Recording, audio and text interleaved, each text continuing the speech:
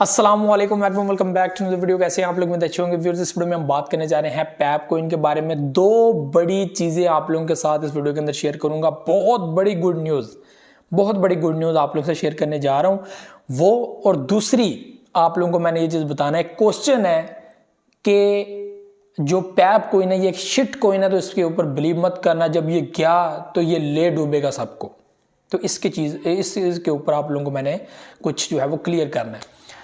तो सबसे पहले तो आप लोगों को गुड न्यूज़ शेयर करनी है शिट कोइन के रिलेटेड। पहले शिट के बारे में बात कर लेते हैं। तो भाई यहाँ पर सोशल मीडिया में बहुत सारे लोग ज़ाहिर सी बात अपने अपने पॉइंट्स रखते हैं और हर बंदे को अपना एक फ्रीडम है कि वो अपना पॉइंट रख सकता है। अपनी रिसर्च अपने एक्सपीरियंस के हिसाब से वो बात कर सकता है। और ज़ाहिर सी बात है ये बात भी सामने आई है कि उन लोगों की तरफ से जो कहते हैं कि पैप कोइन के अंदर इन्वेस्टमेंट करना एक बेवकूफ़ी है और इसके अंदर जो है वो ये शिट कोइन है और ये किसी वक्त भी आपको बर्बाद कर सकता है। ठीक है, तो यहाँ पर मैं कहूँगा कि इनकी बात जो है वो आधी ठीक है। इसको मैं आधा ठीक इसलिए मानता हूँ। देखें, पूरी भी आप लोग ठीक मान सकते हैं, ठीक भी हो सकती है, ये सारा कुछ हो सकता है। आपको मैंने कल भी वीडियो के अंदर बताया था कि ऐसा हो सकता है। ठीक है, कुछ भी आप किसी भी प्रोजेक्ट के ऊपर बिलीव नहीं कर सकते। अच्छे के ऊपर भी बिलीव नहीं कर सकते, बुरे के ऊपर भी बिलीव नहीं कर सकते कि ये मतलब आप हर बंदे का अपना अपना एक पॉइंट ऑफ व्यू है। ये मुझे अच्छा लगता है, ये बुरा लगता है, तो हम फिर उसके पीछे दौड़ने लग पड़े तो हमारी तो फिर बहस ही खत्म ना हो कभी भी।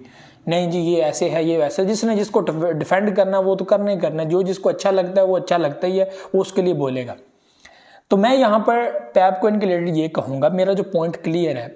ठीक है, हमने यहाँ पर जो है वो किसी भी प्रोजेक्ट को मैं पैप कोइन की बात करता हूँ। पैप कोइन की खास मैं पहले आपको समझा दूँ कि मान लें आप यहाँ पे ये शिट कोइन है, या मान लें आप ये मीम कोइन है, और है भी है। ठीक है, आपने इसमें चलना कैसे, आपने क्रिप्टो मार्केट में चलना कैसे है। ठीक है, आपने हमेशा ऐसे प्रोजेक्ट्स के अंदर आपने DCA करना है, आपने इन्वेस्टमेंट करनी है, और आपने जब वो देखा कि वो प्रॉफिट दे रहा है आपने स्टॉप लिमिट्स लगा के रखनी है। और काफ़ी टाइम से ये चीज़ें मैं कर रहा हूँ, जिसकी वजह से मेरी ऑडियंस जो है वो प्रॉफिट में चल रही है। उन्होंने अपना सारा जो इन्वेस्ट किया हुआ पैसा ना पैप कोइन के अंदर वो सारा निकाल लिया हुआ है, और जो उन्होंने प्रॉफिट बनाई है उसमें से वो पैसे पैप कोइन के अंदर लगे हुए हैं। और मुझे इस चीज़ की बहुत खुशी है कि वो जो है वो एक प्रॉफिट बना रहे हैं। उनके पास एक शॉर्ट वैलेट है जिसके अंदर वो बाइंग सेलिंग करते रहते हैं, प्रॉफिट निकालते रहते हैं, और एक लॉन्ग वैलेट है जिसको वो छेड़ते ही नहीं है कि चलो एक टाइम पे देखेंगे। और उनको यहाँ से इतना प्रॉफिट मिल रहा है कि उनको सोचने की भी जरूरत नहीं है कि यार मुझे लॉन्ग टर्म वैलेट के अंदर कोई फायदा हो भी रहा है या नहीं। ठीक है, एक ये बात। तो जो पैप कोइन है, ठीक है, इसकी कोई गारंटी नहीं है, किसी भी प्रोजेक्ट की गारंटी नहीं है क्रिप्टो मार्केट, क्योंकि इसको कोई ऑन नहीं करता। ठीक है, किसी भी प्रोजेक्ट को कोई भी ऑन नहीं कर रहा, ना अमेरिका कर रहा है। किसी भी उसके ऊपर टेक्नोलॉजी आएंगी, एक्सचेंजेस को पकड़ा जाएगा, KYC होगी, बहुत कुछ होगा, फिर जाके पता लगेगा कौन सा सही है कौन सा गलत है। ठीक है, फिर लोग जो है वो कहेंगे हाँ इसके अंदर इन्वेस्टमेंट करनी चाहिए, इसके अंदर नहीं करनी चाहिए। फिर बंदे का पॉइंट क्लियर होता है, अभी किसी को क्लियर नहीं है। तो यहाँ पर करना क्या है कि आपको एक पोर्टफोलियो मैनेज करना होता है, जिसमें आप लोगों को 8, 10, 15 या जितने आप प्रोजेक्ट रखना चाहो रख सकते हो। और आपको ये बिलीव हो कि जो मैंने रिसर्च के मुताबिक अपने वैलेट के अंदर कॉइन्स रखे हुए हैं ये मुझे फायदा देंगे।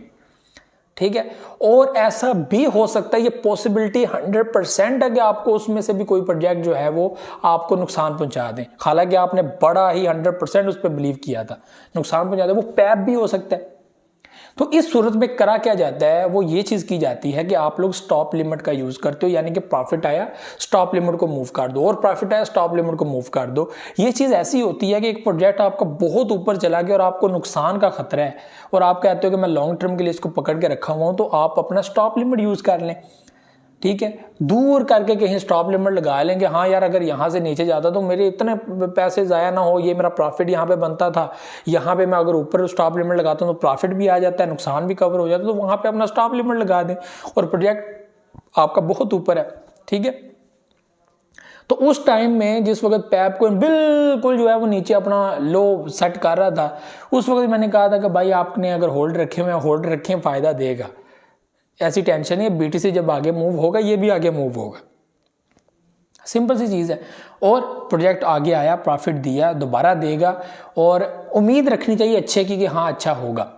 ठीक है, तो पैप कोइन आप मान लें कि शिट कोइन है, कुछ भी मान लें, शी मी जो भी है आपने उसको मानना है, मान लें, ये अपने माइंड में रखेंगे आपने उसमें से कुछ कमाना है, ठीक है। और कल को आपको नुकसान हो भी जाता तो आपको दुख ना हो, इस स्ट्रेटजी के साथ आपको चलना पड़ेगा। स्टॉप लिमिट यूज़ करें, 50% 25% बीच में से निकाल लें, फिर नीचे जाए, फिर थोड़ी सी इन्वेस्टमेंट कर लें, फिर प्रॉफिट आए, फिर निकाल लें।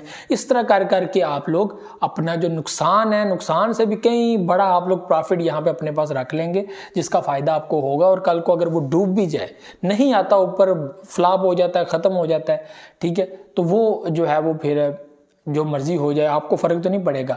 ये चीजें लोगों को समझाएं।